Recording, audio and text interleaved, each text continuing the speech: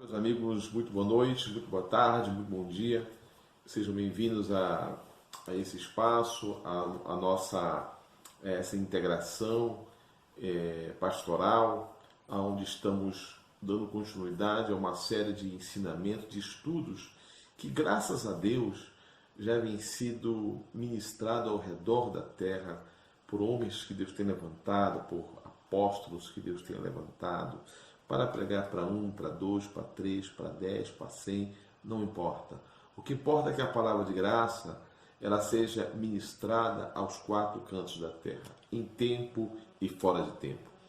E dando continuidade ao nosso assunto, estamos falando sobre o pacto de maiores e superiores promessas, estamos colocando um divisor de águas entre a lei e entre a graça. É importante isso, porque o que temos visto nos dias atuais, infelizmente, a maioria das igrejas evangélicas ou pseudo-igrejas evangélicas, eles pregam um judaísmo, eles trazem o sistema judaico para implantar no meio da Igreja de Cristo, do novo pacto.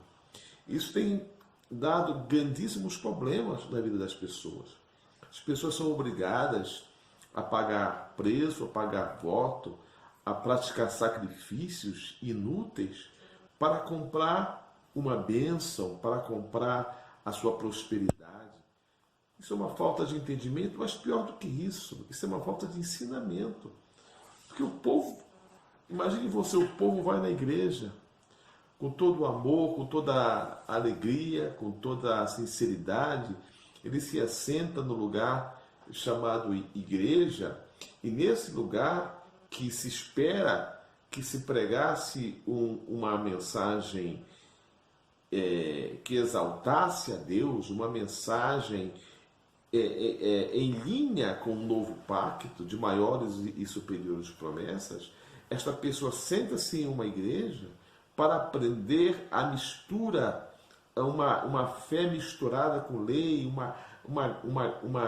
uma meia graça misturada com meio judaísmo, e aí aquela confusão inteira, isso tem levado o povo de Deus a praticar loucuras, verdadeiras aberrações. É só ir na internet e você vai ver verdadeiros loucos, verdadeiras atrocidades sendo feitas em nome de Deus, em nome de Jesus.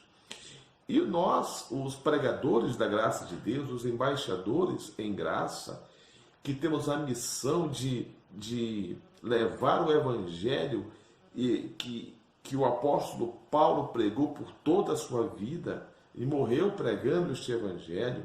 Ele estabeleceu igrejas por todo o Oriente, por toda a Ásia, para mostrar aos cristãos a grandeza e a glória do grande Deus, a mostrar que a lei era um ministério de morte e que nós tínhamos que não só que aprender da graça, mas viver o evangelho da graça de Deus dia a dia, porque o evangelho da graça de Deus é um estilo de vida que se vive 24 horas por dia. Ou seja, ele faz com que a pessoa não dependa da oração de tal pastor. Ele faz com que a pessoa não seja um tapete, um joguete na mão de homens espertinhos e fraudulentos que vão fazer daquela pessoa massa de manobra. Então, o Evangelho em graça, a mensagem do apóstolo Paulo, que Deus deu ao apóstolo Paulo, abre os nossos olhos espirituais. Faz com que enxergamos quem é quem na obra de Deus.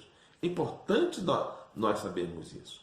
Falando nisso, lá em Gálatas, no capítulo 2, o apóstolo Paulo, escrevendo à igreja da Galácia, ele diz assim: depois, passado 14 anos, subi outra vez a Jerusalém com Barnabé, levando comigo também Tito, e subi por uma revelação, Elias expus o evangelho que prego entre os gentios, e particularmente aos que estavam em estima, para que de maneira alguma não corresse ou não tivesse corrido em vão. E ele continua: mas nem ainda Tito, que estava comigo, sendo grego, foi constrangido a circuncidar-se.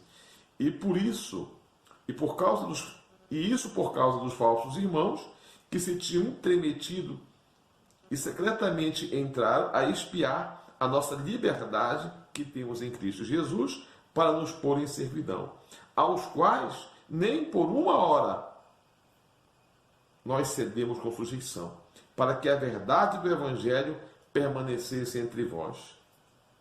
Então, o apóstolo Paulo fala, olha, é uma sedução. Nós não aceitamos nem por uma hora.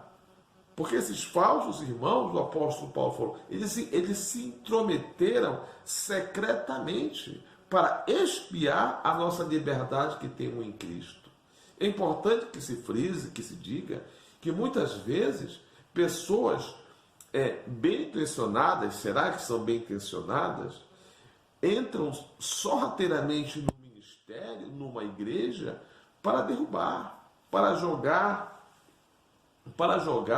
dúvidas, para, em vez de ajudar, ele vem atrapalhar. E pior, se fazem passar por irmãos em Cristo. Então, o que faz o Evangelho da Graça, em graça, é abrir os olhos espirituais.